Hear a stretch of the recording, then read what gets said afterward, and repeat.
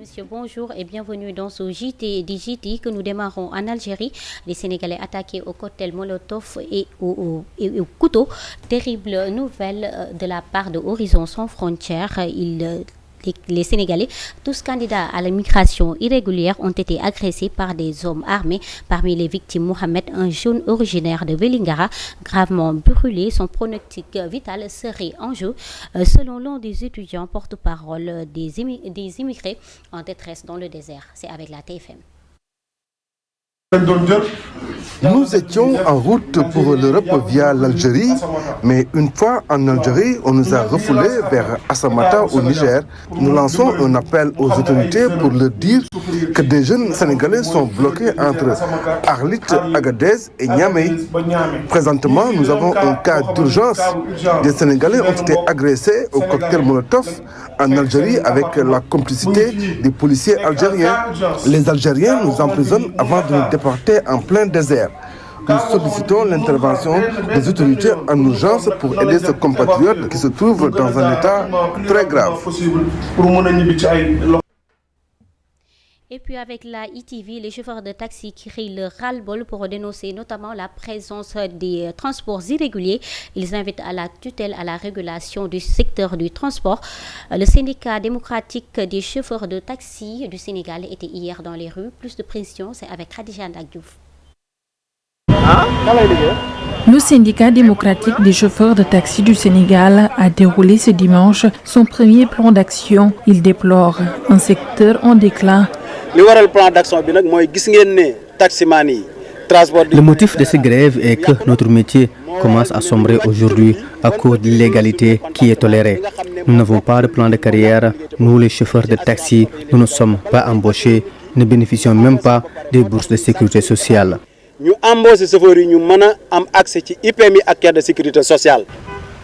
Le syndicat des chauffeurs de taxi dénonce aussi la présence de nombreuses applications de transport qu'il juge illégales. Dans un plan de carrière pour pouvoir au moins être embauché, avoir les papiers nécessaires afin de pouvoir au moins avancer dans leur travail. Ils réclament aussi les plateformes qui existent au Sénégal. Ils n'ignorent pas les plateformes. Ils souhaiteraient que ces plateformes soient régularisées. Et c'est sur ce, en tant que membre de la Confédération syndicale, que nous réclamons à l'endroit de nos autorités qu'ils essaient au moins de régulariser ces plateformes. Ces derniers réclament également le renouvellement de leur parc automobile. Nous voulons le renouvellement du parc automobile. Il parle de 50 milliards de francs CFA pour renouveler les parcs automobiles. Où sont ces milliards? Le syndicat démocratique des chauffeurs de taxi du Sénégal déplore aussi la présence des mototaxis qu'il considère comme inhabilités à transporter des êtres humains. C'est des choses qu'on doit régulariser, qu'on doit ignorer. Et puis avec la RTS de retour sur la première édition de Nettoiement, c'est à Suñu Réew. Les populations de Joal ont participé. Le ministre de la Jeunesse a prêté main forte. Khady Diène Ndiaye appelle aux populations à maintenir cet élan de solidarité. C'est avec la RTS. L'offensive contre l'insalubrité dans la Petite Côte a démarré à Joal Fadjout, quai de pêche artisanale de l'Afrique de l'Ouest. Au premier rang des activités, Khady Diène Ndiaye, la ministre de la Jeunesse, des Sports et de la Culture, a porté ses gants pour une action préventive. Joal est situé sur le littoral. Il y a l'océan Atlantique, il y a aussi le bras de mer. Et Joal est situé au niveau d'une zone d'eau. Et les zones d'eau, communément, sont réputées être des zones à problème en période hivernale. Et a fortiori maintenant, s'il y a un problème d'insalubrité. Arrivé ici, sur les lieux, j'ai trouvé une jeunesse. Au niveau de toutes les organisations de jeunesse sont là, ici mobilisées. Au niveau culturel, au niveau artistique, au niveau aussi sportif, ils sont là. Et j'ai senti qu'ils ont la ferme volonté d'accompagner le lancement de ce concept-là et de le pérenniser. Coup de balai, râteau, jeunes hommes, femmes, tous ont rallié le champ pour une ville propre. Nous avons démarré nos travaux au niveau de certaines artères, de quelques quartiers. Nous avons aussi été au niveau de la centrale de l'ONAS, la centrale où passe l'ensemble des eaux usées pratiquement de toute la commune. Moi, j'ai invité les jeunes à mener des campagnes de sensibilisation. Les gestes les plus minimes, les gestes les plus primaires ne doivent pas être négligés. Commençons d'abord par ne plus jeter des déchets sur le sol. Même si on ne voit pas de poubelle, ces déchets-là, on doit les garder par devers soi jusqu'à avoir un endroit adapté, propice, où le jeter. La ministre a donc invité les populations à s'approprier du concept. La jeunesse, fer de lance de la nation, c'est à elle que revient la lourde responsabilité de gérer l'environnement immédiat des concessions. Et puis on reste toujours avec la RTS, avec ce dossier santé. Pas de traitement administré aux moutons avant la Tabaski. 21 jours est le délai minimal à respecter pour que la viande soit consommable. Les vétérinaires rappellent aux éleveurs et consommateurs les risques liés à la consommation de viande contenant des résidus d'antibactéries, entre autres. Fanta Badji. Tenu grâce à un bon investissement, suivi sanitaire, bonne alimentation, les éleveurs, souvent des passionnés, rivalisent au quotidien pour assurer une bonne croissance de leurs bêtes et satisfaire une clientèle exigeante. Si j'ai pour acheter des moutons, j'achète pour moi-même d'abord. Des moutons de qualité, des moutons qui sont sains. Et j'appelle un vétérinaire pour qu'il fasse des vaccins. J'appelle toujours un vétérinaire, il vient suivre mes moutons. J'ai un vétérinaire qui est ici à côté de moi. Chaque fois, il vient ici voir mes moutons. Et ça coûte cher de traiter les moutons. Donc, pour avoir des moutons en bonne santé. Et puis, on vit avec les moutons, avec nous et nos familles. Donc, il faudra aussi les suivre comme tu suis ta famille, tes enfants et tout.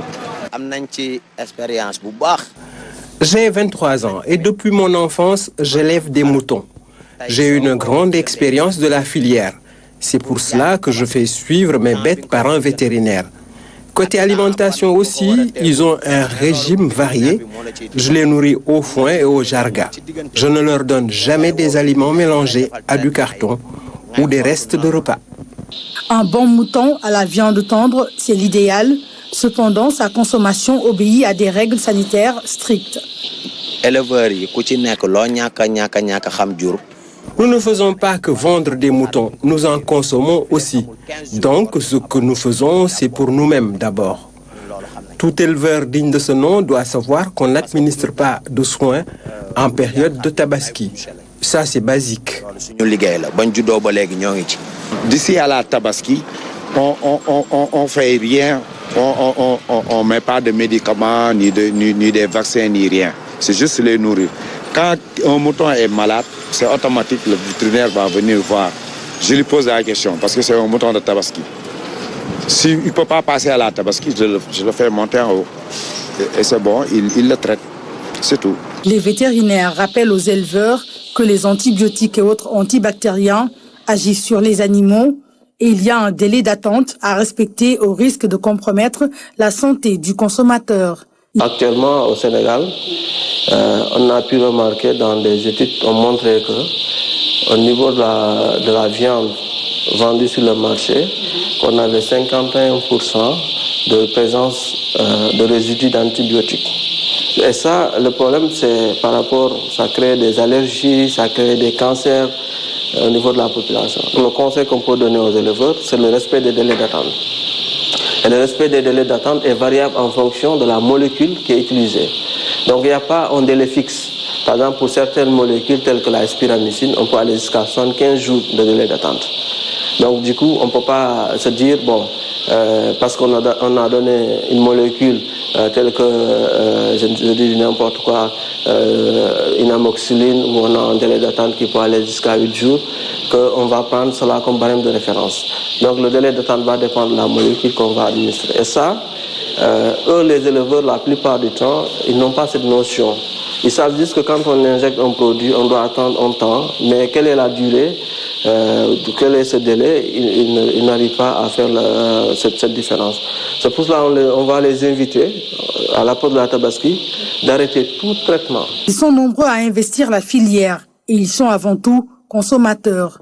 La garantie d'une viande de qualité est pour eux une obligation. L'affaire, ce n'est pas de chercher de l'argent. C'est bien de chercher de l'argent, mais il faut essayer de contribuer à la santé de tes bêtes et à la santé de la population du Sénégal. Tu ne peux pas faire du n'importe quoi pour juste vendre ton mouton, mais ce n'est pas juste pour moi. Il faut toujours, du moment que c'est comment on dit, jaamu yalla, toujours, il faut faire quelque chose de positif. Quand tu élèves des animaux chez toi, il faut avoir la gentillesse de les suivre. Il faut les suivre comme tes enfants. Hein. C'est même une recommandation divine d'immoler un mouton bien portant, consommable, sans risque sur la santé. C'est une sunna de sacrifier un mouton sans anomalie. Il doit être sain, pas handicapé, il ne doit pas saigner, il ne doit pas non plus être malade. Il y a des conditions d'éligibilité pour immoler un mouton. La présence de résidus d'antibiotiques dans la viande impacte négativement la santé du consommateur.